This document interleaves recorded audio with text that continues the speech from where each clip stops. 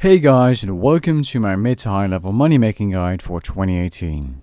Now this money making guide is focused on players that are getting into the high 80s and 90s in terms of skill stats, and some methods might be a bit lower in terms of requirements as well. Anyways, let's get into the video, shall we? Grab your cup of tea, sit back and enjoy. As for the first money making method, we have the Cave Nightshades in combination with high ALCHING items. Now the requirements for this method are 82 herb lore, the watchtower quest complete, and 55 magic for high ALCHING. Now there are two useful items for this money making method, and they are the scroll of cleansing and the portable well. You'll be using them after you've collected the Cave Nightshades, as you're going to be making weapon poison plus potions from scratch, as you cannot trade or sell the Cave Nightshades. Now there are some pros and cons to this method. The pros are this is a profitable herb lore experience method, as you'll be making money while making the potions. Now, the cons are the prices of poison ironberries and coconut milk can change, and they might be hard to buy from the Grand Exchange, as you have to buy them with like plus 15% in the GE, which can suck. Now the combination of a Cave Nightshade and the coconut milk makes the weapon poison plus unfinished potion, which is also untradeable as you cannot sell it on the GE or through player trading. Now then, once you add the poison ironberries, you make the actual weapon poison plus potion, which you can then sell on the GE. Now at the time of making the clips for this video, which is actually in the past once you're watching this video, I was making around 12 to 13k per potion. Now this method is 2 mil plus per hour, and if you're alching at the same time while collecting the Cave Nightshades, you're going to be getting 750k plus extra per hour, as you can alch quite some items per hour. Now to get inside the cave for the Cave Nightshades, you require the Scavid map, which you get from the quest. If you've lost it, go to the NPCs as seen on the video, walk around over the lava bridge, jump over it and get the Scavid map. Now the easiest way to get to the Cave Nightshades is by entering the first cave you get to after teleporting to the Yanil Lodestone. You will require a light source to be in here without taking damage, and I suggest bringing a candle or the 99 fire making cape, as the perk gives you a light source. You can also bring a rune pouch to bring your alching runes with you, and then equip it to save inventory slots, as you can then collect another nightshade per inventory. Now you just want to alch, you can put the alching option on your toolbar, your action bar. You can also just drag it to the coins in your inventory, which also alchs the item. Then you just want to pick up the Cave Nightshades in between as they respawn. Alternatively, if you're lazy, you can also just pick them up only and not alch in between, which makes it much less click intensive. But yeah, keep doing this, and I highly suggest you collect a huge amount of Cave Nightshades first, and then start making the unfinished potions and the weapon poison plus potions, as this is way more efficient for money per hour. Excuse my voice, by the way, I'm a bit sick, or my voice hurts a bit while recording, so that's if I sound a bit off, if I even do at all. The next step is by making the unfinished weapon poison plus potions by adding a Cave Nightshade to the coconut milk, which you want to buy off the Grand Exchange. You can also make a bank preset to make this more efficient if you wish to. Then once you've finished making the unfinished weapon poison plus potions, add the poison ivy berries to the potion, and then you have your weapon poison plus potion. There you go, that's the guide to this method. Let's move on to the next. Next up are the Frost Dragons, requiring 85 Dungeoneering and only 70 plus combat stats. The higher combat stats you have, however, the better it will be. If you have the upgraded Bone Crusher, aka the Bone Picker, this method is going to be even better. Now the pros of this method are its very good combat experience, its very consistent GP per hour. Frost Dragons were released years and years ago, and the bones are still worth a big chunk of money. Now the cons are this method is not really AFKable. Now you could argue that you can click on the dragons and AFK here and there, but it won't be for long, and if a blue ball spawns and you're AFK attacking it with Revolution or Legacy for some reason, you're going to get slaps. Now the profit per hour is 2.5 mil at a low level, and 4 mil plus if you're using max gear. Now if you're using the upgraded Bone Crusher, aka the Bone Picker here with a Noxious Longbow, you should even be able to get up to 7 mil GP per hour.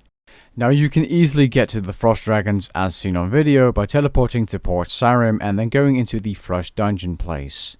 Like said before, this requires 85 Dungeoneering. Now once inside, you can easily go ahead and kill the Frost Dragons, and I highly suggest you use a stab weapon like a Guffin Spear or a Zamorakian Spear if you're a lower level. If you're using higher tier melee, ranged or magic weaponry, it won't really matter what type of magic, ranged or melee weapon you're using. Now if you want a full guide on frost dragons, I have one on my channel and I'll leave a link in the description below if you need more information about frost dragons. Now while killing frost dragons, you want to be using a anti-fire potion, praying magic or super anti-fire potion, as otherwise you'll be damaged heavily by the dragon's dragon fire. And another thing you want to be watching out for is, like I said, the blue ball that sometimes or occasionally just spawns while you're killing the frost dragon and you're a bit too slow. But if you're a higher level and you kill them fast, you'll probably not encounter this problem at all. But if you're a low level, killing it with, let's say, a Zamarakian spear, you probably will from time to time. Now next up is swarm fishing, which only requires level 68 plus fishing to access the deep sea fishing platform where it's located at. Now there are a few useful items like the perfect juju fishing potion, the call of the sea aura, the crystal fishing rod or a rodomatic with a hone perk to increase the chance you successfully catch a fish, which then will add up in more profit per hour. Now the pros of this method are it's decent fishing experience per hour, and it's very AFKable and you only have to click a few times to fill up your inventory full. You then just want to bank at the deep sea fishing platform and repeat the process each time. Now as you see, the only real con to this money making method is that the profit is actually mediocre, as the profit per hour is only around 400k to 1 mil per hour depending on how high your fishing level is, as with a higher fishing level you're going to be getting the higher level fish like the sailfish much more often. Now as you see, it's very AFK and getting to the deep sea fishing platform is quite easy. All you do is teleport to Ardoing, go to the fishing guild and right click travel on the NPC that has a right click travel option, and then you are here, and then just look at the minimap where I am and go there to get to the swarm fishing location. Next up are the Abyssal Demons, and yes, I do know I mentioned these in my top 10 combat money making methods video, but I want to mention them in this guide as well, as they are very good money for a mid to high level slayer creature. Now the Abyssal Demons require 85 slayer to kill and at least 80 plus combat stats in my opinion, and the gear you just want to have at least bandles and a crystal halberd or a high tier magic weapon to kill them efficiently with. Now why do I say halberd weapon? It's because you're going to be killing them with aggression potions and you want to do as much AoE damage as possible, and a halberd type weapon or a lance or noxious scythe will hit monsters further than 1 tile away from you, with abilities like cleave, hurricane, quake and meteorite. Now again, if you want a full guide on these, I'll leave a link in the description below if you need that extra bit of information or a gear setup. Now there are a multitude of useful items you can use for killing Abyssal Demons. The gem bag to collect the gems that they drop, a spring cleaner to crush the rune drops, weapon poison ++, yes, Abyssal Demons can be poisoned, the attuned ectoplasmator in combination with a demon horn necklace, which then will give you unlimited prayer, which is expensive by the way because ghostly essence is pricey, the charming imp to collect the charms as they are 200 to 300 crimsons per hour, and the aggression potions and auras that you can use to your advantage. Now while killing Abyssal Demons, you 100% want to be using aggression potions to get that maximum amount of experience per hour, being 700k plus, money and charms per hour. I mentioned this in my separate Abyssal Demons guide as well. Without them, it's pretty pointless to kill them. Auras like Vampirism and Penance can also be very useful here. Now the pros and cons of this method are pretty basic. The pros are amazing experience per hour, good money and great crimson charms for summoning training. The cons are they are kind of high requirements, and this area at the Slayer Tower, which I'll show you in just a second, can be very packed. And the profit per hour from Abyssal Demons is 3 to 6 mil. If you're picking up all the noted items, you're easily going to be getting 3 mil per hour. You can also use a legendary pet to pick up some of the noted items. Now let's say you're using a tier 90 weapon like the Noxious Scythe and tier 80 plus melee armor. If you're alching the rune drops that your spring cleaner does not crush, then you should easily be able to get 6 mil GP per hour here, which is fantastic money. Now as you see, you can easily kill Abyssal Demons with magic and melee, and you want to be using area loot as often as you can. All you want to do once you're at the location at the Slayer Tower is click on your aggression potion, your super prayer renewal, get up your auras like the Vampirism of Penance aura, and just AFK away, and every 1 to 2 minutes you want to click on the floor using area loot and pick up all the noted items. And the rune items can be alched at that point if you wish to, or just leave them on the floor. Also, if you do not know how to get here, just teleport to the Canopus Lodestone and walk to the Slayer Tower and go to the top floor. If you need more information on how to get here, please check out my full Abyssal Demons guide, linked in the description below. Now the next and last method of this money making guide video is the Harmonized Rune ore. Now I recently started doing this method and I was very surprised on how easy it is to make money through this method. Anyways, the requirements are 85 mining to mine the rune ore and the Elven City or Prith unlocked to get to the Harmonized Rune ore rocks. So there are a bunch of useful items for this method. The Magic Golem outfit, which increases the chance of you successfully mining a ore from a rock. The Perfect Juju mining potion, which can add up some profit. The Quarrymaster aura, which also increases the chance you can get a ore from a rock. A Lava Titan, which sometimes automatically smelts the ore into a rune bar, giving you smithing experience and rune bars. The Sign of the Porters, which will automatically bank the rune ore and make it way more AFK than it would be. A augmented crystal pickaxe is also useful with the Hone perk, which also increases the chance of successfully mining an ore from a harmonized rune rock.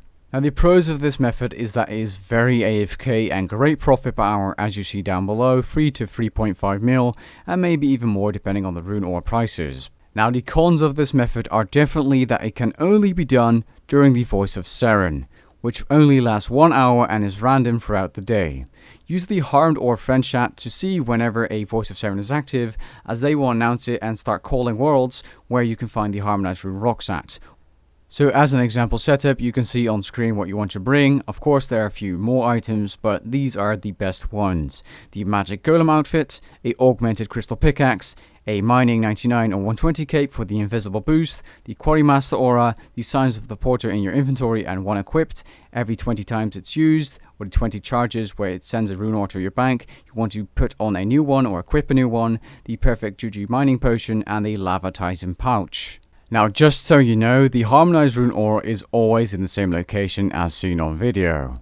Now as you can see in the chat, the Harmed Ore FC is calling the worlds where the Harmonized rocks are located at. Now if your Harmonized Rune ore runs out, just hop to another world where one is located at, called out from the FC.